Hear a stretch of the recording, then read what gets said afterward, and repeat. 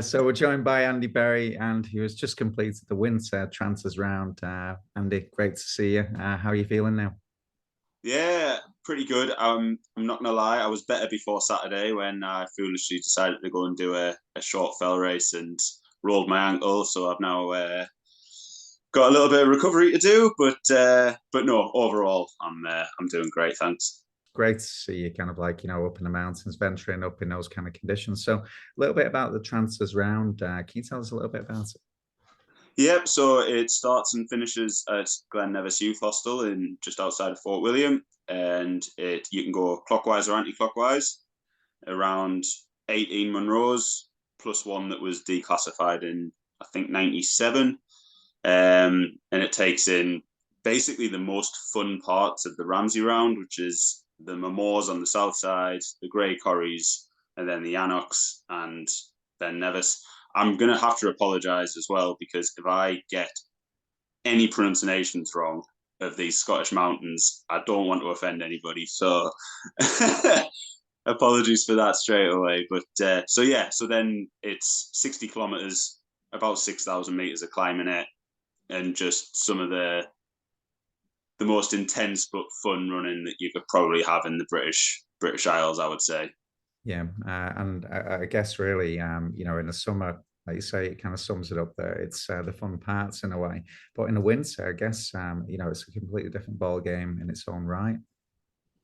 Yeah, so I guess conditions are everything as well. So I know that James Gibson went up and attempted a solo Ramsey in December or January, and he had really deep powder and He had to turn just back, didn't he, or something like just that. had just had to turn back.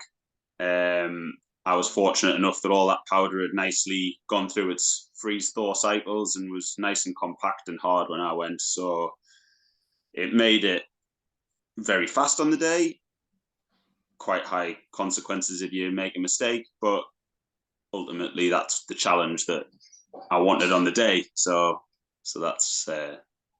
what I went for. In terms of anybody that's quite new to the sport of ultra running, or doesn't know too much about your kind of background, can you tell us a little bit about yourself? Yeah, so I live in Durham with my partner and every other week with my son. And I have done, so I've been ultra running since 2016.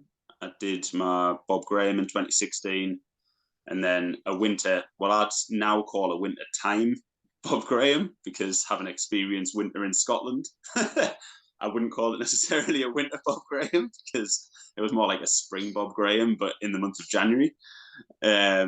So I've done that. I've done sky running races and ultra races all over the place and things. I did. I set the Steve Parr round record in 2021. I think it I was. remember speaking to Um, you.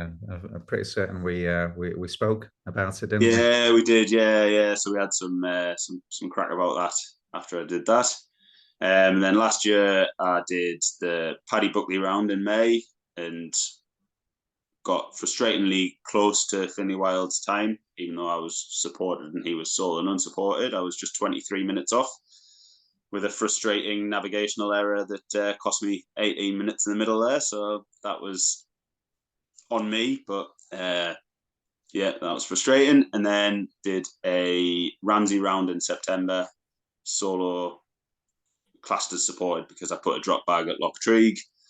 So that took me 17 and a half hours in September to do the Ramsey round. And then, yeah, just keep training. I love the process. So Yeah, I mean, it's amazing the process that you've been going over, the personal journey there as well, and seeing what you're up to.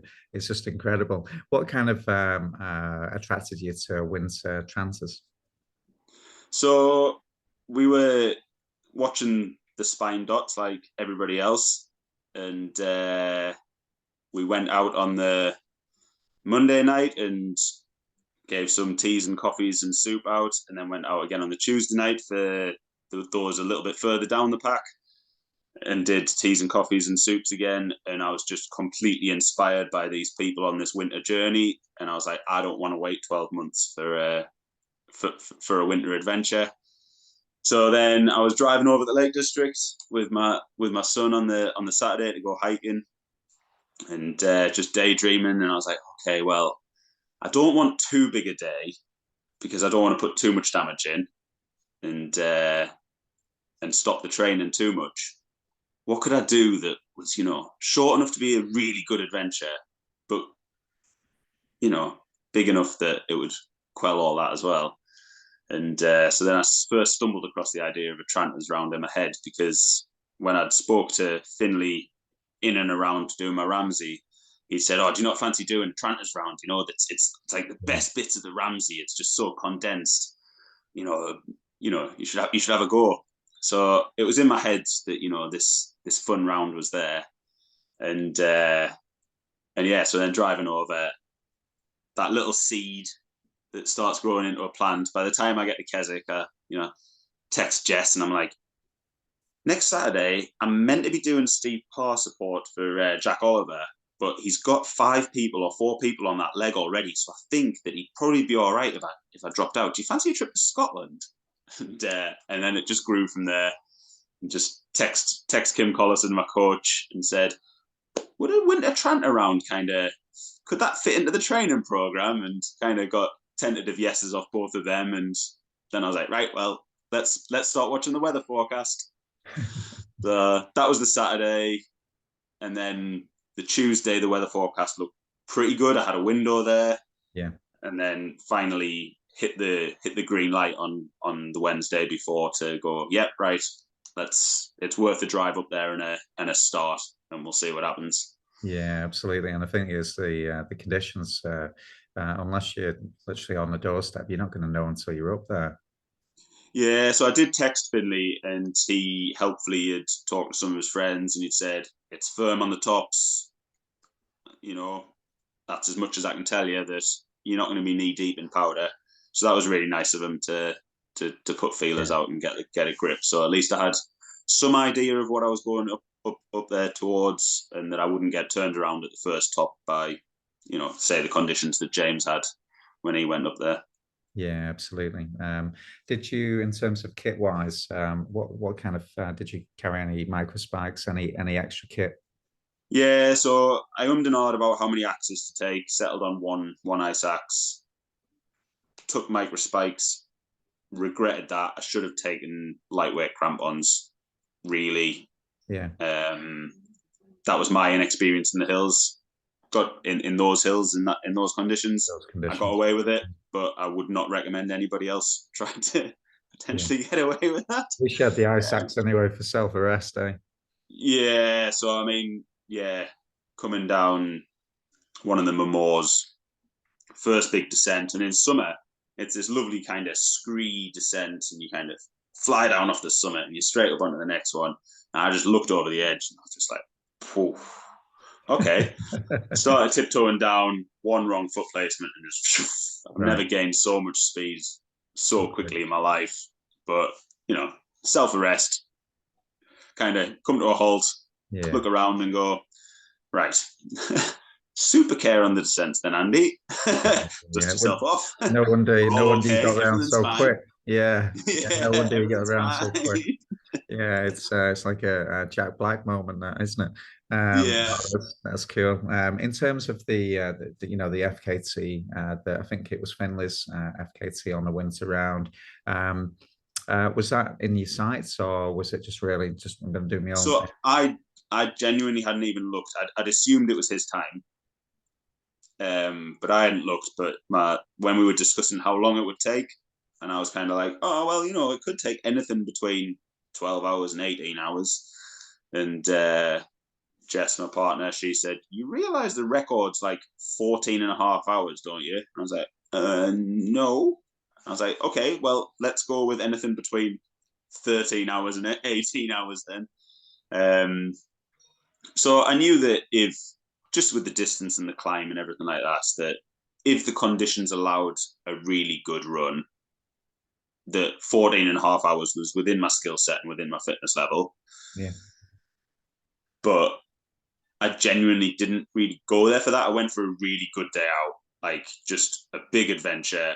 And I would have been happy if I'd come in at 16 hours, if I'd had the same day as what I did have coming in at 13:45 or whatever it was.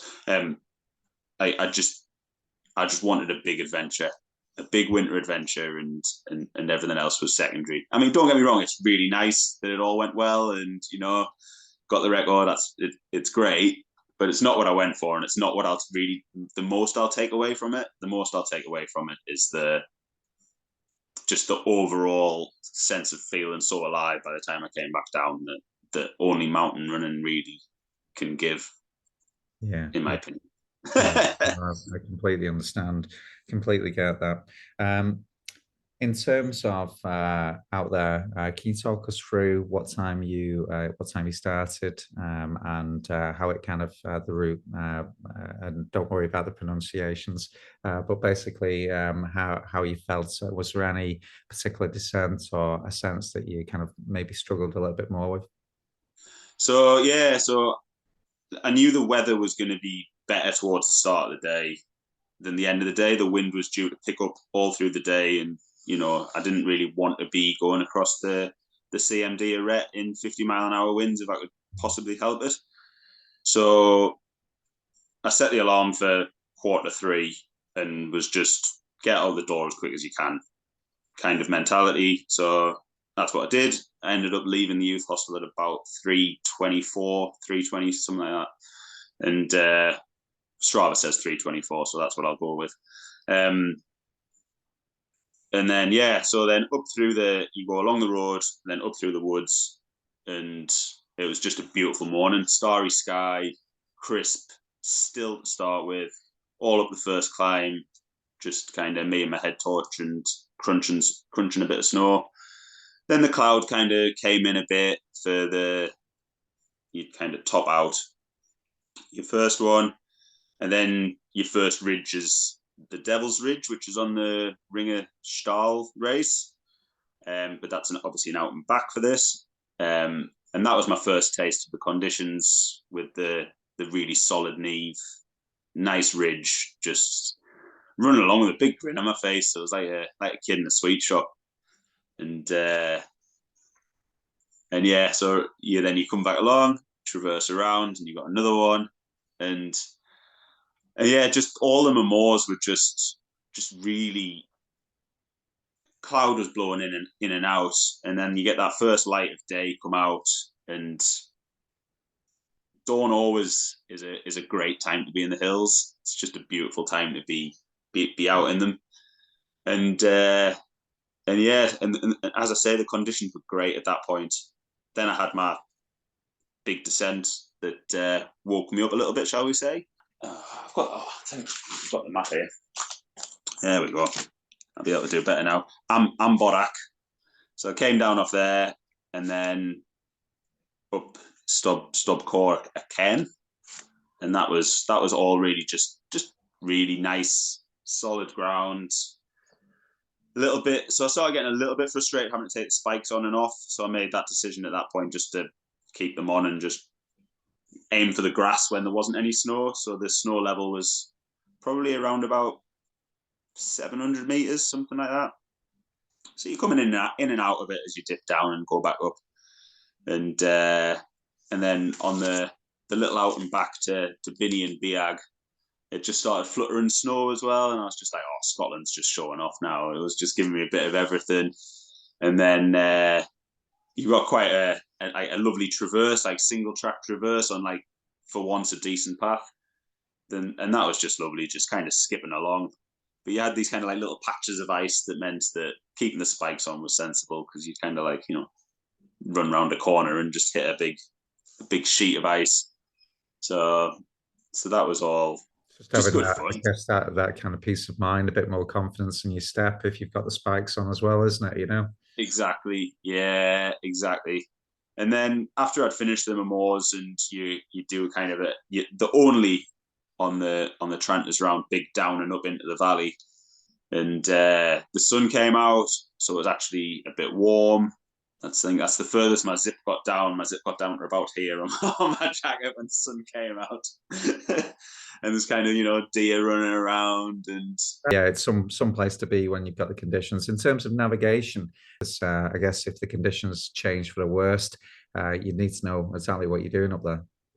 yeah. So I had map and compass with a GPS backup, and as you say, that especially that Mamores section as well, is it's fairly self-explanatory. Yeah. And there was plenty of footsteps that were frozen in to where you really needed to be as well. So, in the most part, you could kind of see where you were meant to be.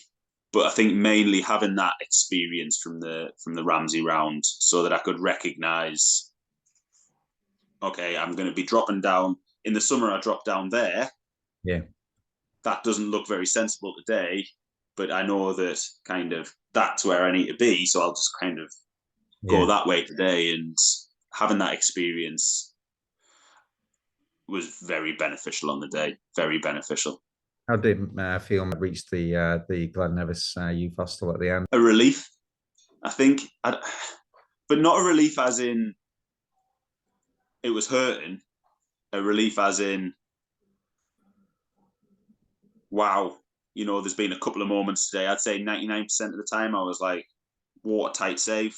1% of the time, yeah, I took a slight risk. And so it was just Marc-Andre Leclerc in the Alpinist in the film about him. He describes it as when you come back down from the mountains after an adventure that you've taken yourself to the edge, you never feel more alive. And I think that's what I'm trying to rate. Like, you touch the side and you're kind of like, wow, I've done it. I'm down. I'm alive. And yeah, I think that's probably the biggest feeling I took out of it. Just kind of floating back along the road, just kind of, I'm done. That was a top day out. It's an incredible achievement. What would you change? So you'd if you were to go back in those kind of conditions, you'd say crampons would be really kind of that 1%. You'd have that confidence. And is there anything else that you'd change? I'd probably take a tracker just for peace of mind for my partner. So I sent her 3 text messages to let her know where I was through the day in order to narrow a search area. Were anything to go wrong, but the last one didn't go. So she was waiting because she knew where I was before that. Yeah. And so I think everybody was getting maybe a little bit worried that something had happened. So maybe having that GPS tracker just so that I wasn't having to worry about them worrying. And I guess, it's just that peace of mind that they know where, roughly where you are, so that they can at least, be a bit more responsive, isn't it? To you. How different conditions can make things in the mountains. So if, I would have backed off and gone home if the conditions were too bad. There's nothing to say that, somebody could go faster next month. Somebody could go faster, whenever. People can go slower. It doesn't matter. Conditions are everything in the hills. So just be careful out there, and good luck to everybody else who wants to go have a pop. Absolutely. I think that's really important, especially a winter round. Like you say, it was safe for the majority, but there was always that risk, wasn't there, up there? So it's got to be like coupled with the right kit, with the right and the knowledge. I know how to use an ice axe. I know how to chop steps. I know how to self-arrest if I fall. Yeah. And go learn those techniques before you go in the hills, or find a nice little hill that you can practice those techniques on before you go out. It's 100%. In terms of your footwear choice for it, I know you're sponsored by inov-8. Yeah, so I used the X-Talon Ultras, the 260s. They're just best grip I like in those kind of mountains. I think they're light, responsive, and they give me good grip, and they're comfy. So I know because I wear the not ultra versions normally to fell racing, but I like the extra protection that the ultra one gives you, just especially on the instep of the foot. just gives you that bit more care in there. Yeah, yeah. I guess it's just footwear. It's just so much down to personal choice, isn't it? It's got to be right, isn't it? In terms Yeah, of the mountains, what do the mountains mean to you, Andy? freedom to express myself, absolutely, without a doubt. Um, whether it's hiking with my son, we're ticking the Wainwrights off one by one, or whether it's out there with my partner, like pace isn't really important. I love being out there and running fast. That's why I train so hard. I love being out there and taking the time to be out there slowly. I think when I refound the mountains in 2016, because I used to spend quite a lot of time out there as a kid with my mum and things like that, my mum and my sister. But yeah, it was the best thing that ever happened to me refinding that in 2016. There's so much emptiness in this world. As much as I love being on social media and things, it's candy for the brain. Mountains for me is the whole grain rice. It's that long term energy. It's what I do it for. It's what I sit on the treadmill for hours at a time. How important is mindset when you're up there? Everything. I think personally, I think that with ultra running, whether it's in the mountains, on a track, whatever it is you do, and how you approach it, and how you look after yourself in your own head, is probably one of the biggest things for ultra running. I think that there's only, of course, when you have to do the training, but once you've done equal training, I've done quite a lot of support on Bob Graham's, and I think that there's people who have been far fitter failed than some people who are less fit but have the right mindset. And I remember I helped this lady do her Bob Graham, and I started at leg 3 at Dunmail, and she said, I want to do this, I want to do this, I'm going to do this. And she was right on a schedule for a 23-hour finish. And by the time we came into Wasdale, she was really having huge doubts. And I just looked at her and I said, you want this, and if you still want this, you can do it, but you're going to have to hurt. And she did. 23:42 or something like that, and she got it done. But if she chose not to do it at that point, her body obviously could do it. She did it. And I think that I take quite a lot from people like that, because it's only when you see somebody else go through it that you can really learn, I think. And you learn off other people telling you, okay, this is how I felt in that moment, and this is what I told myself. And then you can try it out yourself. I was really lucky with the Tranters Round because I was just having just a great day. I just had just the best day out on the hills. There was no negative thoughts. It was just move fast when I could, move safely when I had to, and that's all I did. Just tick them off, and it was just the greatest day. I think that I keep being reminded by Kim, it's not always going to feel that way. Yeah. It just can't. Some days it's going to suck, but it doesn't mean you're moving slowly. It can suck and you can move quick. Yeah. And so it's still something I'm learning, still something I'm working on. I want every day to feel like I did on the Tranters or how I did on the Paddy Buckley. I was just having the greatest day of my life. It's just like, way, I'm in the hills. Let's go. If I could bottle it, I'd make millions. In terms of having a coach like Kim, behind the scenes, how important is that? I've worked with a few coaches, and they've all been brilliant. What I love specifically about Kim is he knows, he's been there, he's done it. Yeah. He's got these records, will still potentially get records. He's a great runner and he knows what it takes. But he's also like a great mentor alongside it, kind of in terms of, we can just chat. We can chat about psychology of it. We can, and if he's read a good book or I've read a good book, we can kind of send it to each other and have you read this? Have you tried this? What about this? You know, yeah, he's great. If you can get on Kim's list, then I'd well recommend it.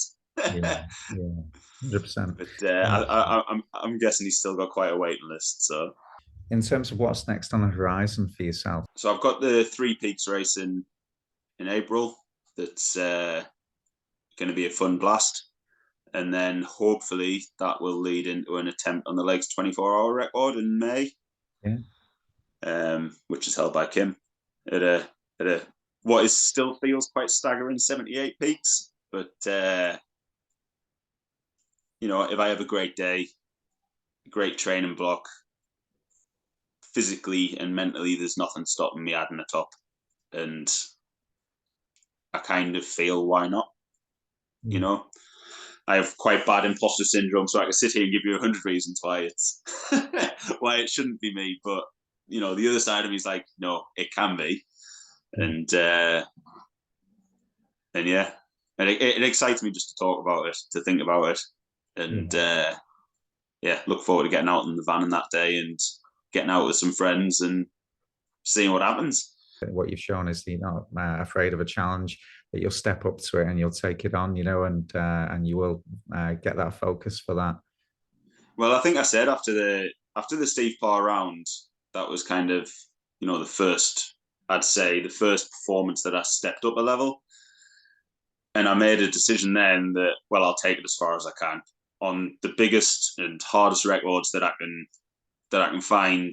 And if I fall short, then I fall short. But I will never be sat there in 10 years' time thinking, I wonder what would have happened if I tried really hard at that point in my life.